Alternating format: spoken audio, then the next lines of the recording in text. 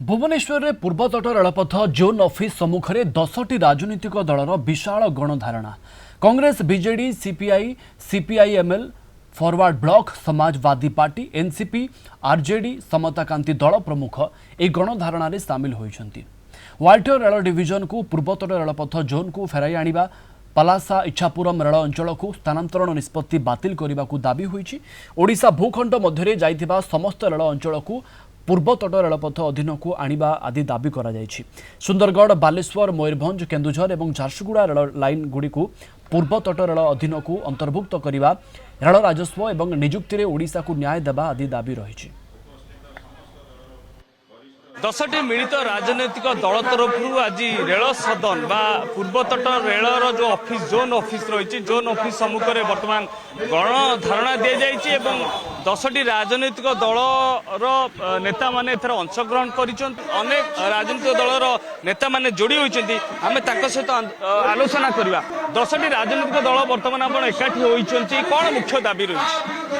आम 10टी राजनीतिक दल बीजेपी जो जनविरोधी नीति प्रसंग उपर एकाठी हो कटक मेडिकल जो अभावन घटना घटी से एकाठी होलु।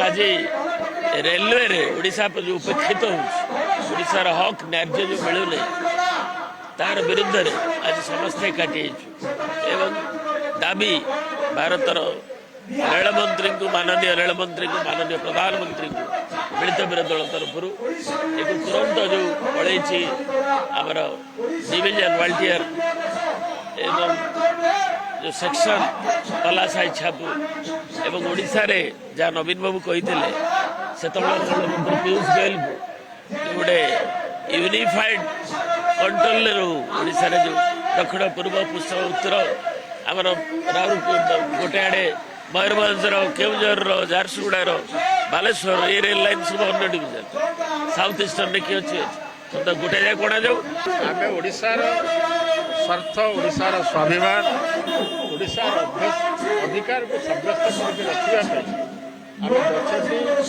10टी बीजेपी विरोधी राजनैतिक दल आम एकत्रित होइछु। ये आंदोलन आग को बढ़ ओडिशा ठू जो हक छड़ी नि आंध्र प्रदेश पलासा इच्छापुरम सेक्शन 50 किलोमीटर दीर्घ एठी 2002-3 रे यूपीए सरकार कांग्रेस नेतृत्वाधीन यूपीए सरकार 7टी नुआ जोन होता जो जोन रु पूर्वतट रेलवाई प्रमुख थिला। परवर्ती अवस्था जेतेबेले एठू सचिव स्तर रे गोटे कमिटी गढ़ा जाइथिला से माने चाहिथिले याकू हस्तांतर करिबा पई सेतेबेले ताकू